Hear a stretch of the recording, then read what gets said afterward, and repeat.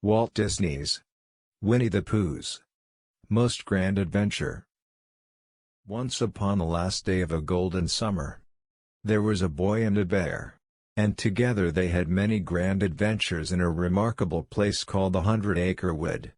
But the grandest and most extraordinary of all their adventures was still to begin. The bear did not know it, but a great change was coming. His very best friend was about to leave. Winnie the Pooh hummed a happy hum as Christopher Robin came to see him. Pooh didn't know that Christopher Robin would start school the next day. And Pooh didn't want to listen as Christopher Robin talked about goodbyes. Hellos were much happier things to Pooh. "You're just in time for the best part of the day," Pooh told his friend, "the part when you and me become we."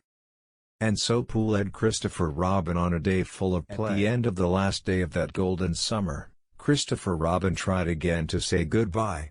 "Pooh Bear," he said, "if there's ever a tomorrow when we're not together, there's something you must remember. You're braver than you believe, and stronger than you seem, and smarter than you think." Pooh Bear was sleepy from his hard day at play. He mixed up the words as he tried to repeat them.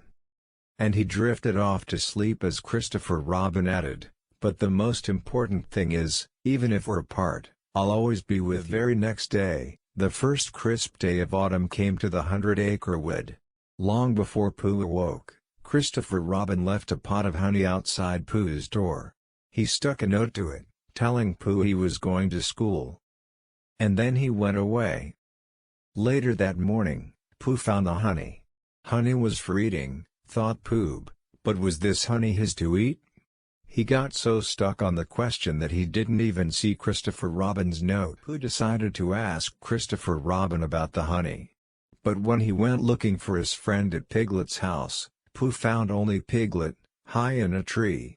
"I'm doing what Christopher Robin said I should do," Piglet called. "I'm conquering my fear of heights." Piglet's fear returned, though, when his branch cracked under him. "Hoo hoo hoo!" Tigger bounced in, all ready to save Piglet. But Tigger's tail wouldn't bounce him all the way up. All Tigger could do was catch Piglet on the way down. An avalanche of comes from Piglet's tree sent the friends rolling toward Rabbit's house. Now, Rabbit was not expecting company. His garden book said it was harvest day. "Even if you think you're not ripe," he told his plants, "we go by the book." But before he could pick a single pea, he was swept toward Eeyore's house of twigs. The tumble of Tigger and Piglet and Rabbit and Pooh left Eeyore without even one twig over his head. When they had rolled to a rest, Pooh showed everyone the honey pot. "If I could find Christopher Robin," Pooh said, "he could tell me whose honey this is." "Why don't we check the note?" Rabbit asked. Now, a note with writing meant a visit to Owl's house. Owl studied the note carefully, then read it out loud. "Worry about me. I'm going far away. Help. Christopher Robin." Owl saw that Christopher Robin said he was going to school. To Owl's eyes, that spelled skull. And that, Owl added, spelled danger for their friend. "We must help him get back here," Pooh said. "Ah," said Owl. "You're going on a quest." He drew a map and told them of the terrible Skullosaurus they would meet. "You must go to the Forbidden Mountains, then find the Eye of the Skull to save Christopher Robin," he warned them.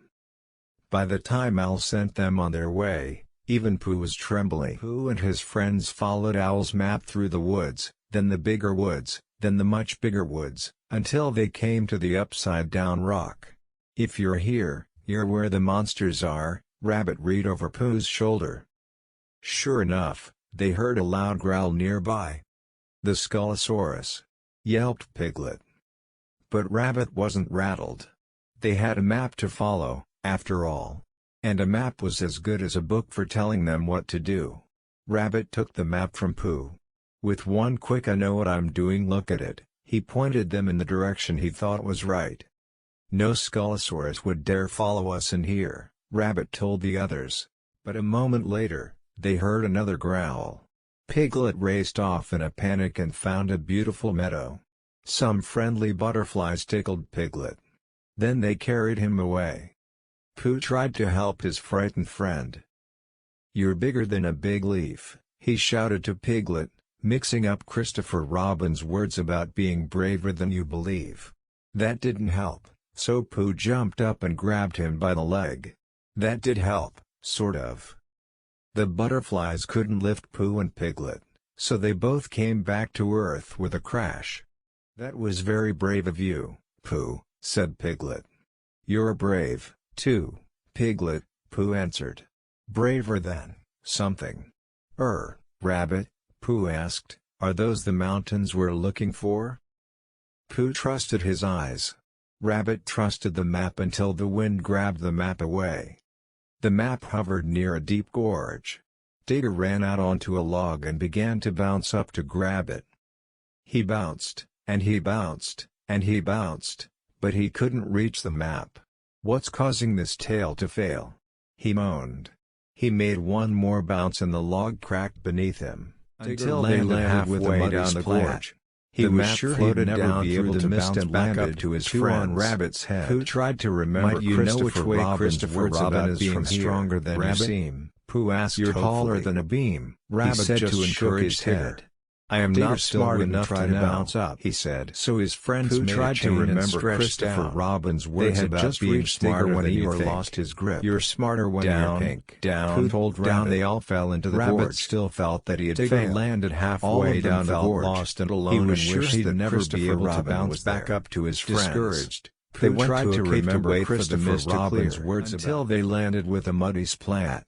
The map floated down through the mist and landed, two on Rabbit's head. "Might you know which way Christopher Robin is from here, Rabbit?" Pooh asked hopefully. Rabbit just shook his head. "I am not smart enough to know," he said. Pooh tried to remember Christopher Robin's words about being smarter than you think. "You're smarter when you're pink," Pooh told Rabbit. Rabbit still felt that he had failed. All of them felt lost and alone and wished that Christopher Robin was there. Discouraged, they went to a cave to wait for the mist to clear. When the mist stopped being so misty, Piglet discovered that their cave was Skull Cave. They had to find a way to reach Christopher Robin in the eye of the skull. But as the growl of the Skullosaurus echoed around them, all they found was a crystal cavern. When the friends heard another growl, they ran. But Pooh slipped and got stuck behind a crystal block. With his face squashed against the clear block, he could see his friends, but he couldn't call to them. His friends thought that the Skullosaurus had gobbled Pooh up. How could they reach the eye of the skull without Pooh? Then Rabbit surprised himself by getting an idea. Tigger could bounce Piglet up to the eye. Tigger surprised himself by making the bounce. Then Piglet surprised himself by being brave enough to stand on the high ledge and lower a vine so the others could climb up to the eye. Pooh had seen the whole thing. But just as his friends got up to him, Pooh came unstuck and slid down, deep into the cave. All alone, Pooh thought of Christopher Robin and remembered his friend's true words. "Piglet was so much braver than he believes," said Pooh. "And Tigger was stronger than he seems. And Rabbit, smarter than he thinks." Then Pooh remembered Christopher Robin saying, "Even if we're apart, I'll always be with you." Suddenly, Pooh didn't feel so alone anymore. Far from Pooh, his friends huddled together. Something was moving closer to them in the cave. It was Christopher Robin. "Where have you been?" he asked. "We had to save you from Skull," Tigger said. "Skull?" said Christopher Robin. "I've been at school." The others explained about the map and the quest. Christopher Robin explained what Owl had missed in his note. "Don't worry, and I'm not going far away, and help yourself to the honey." Honey reminded Christopher Robin of Pooh. "Where is Pooh?" he asked. A growl sounded deep in the cave as Piglet sadly said, "In there." The Skullosaurus gobbled him up. But Christopher Robin was not sad at all. "That's no Skullosaurus," he said. "That's the sound of the rumbly-tumbly of a hungry for honey Pooh Bear. Faster than you could say honey pot." Christopher Robin made a rescue plan. He tied a Pooh-sized honey pot to a rope and lowered it to where Pooh was sitting with his smackerel-sized honey pot. When Pooh saw the big honey pot, he got into it. Christopher Robin pulled him right up. There was no happier Pooh Bear than the one who hugged Christopher Robin. And there were no happier friends than Piglet and Tigger and Rabbit and Eeyore when they saw Pooh safe and sound.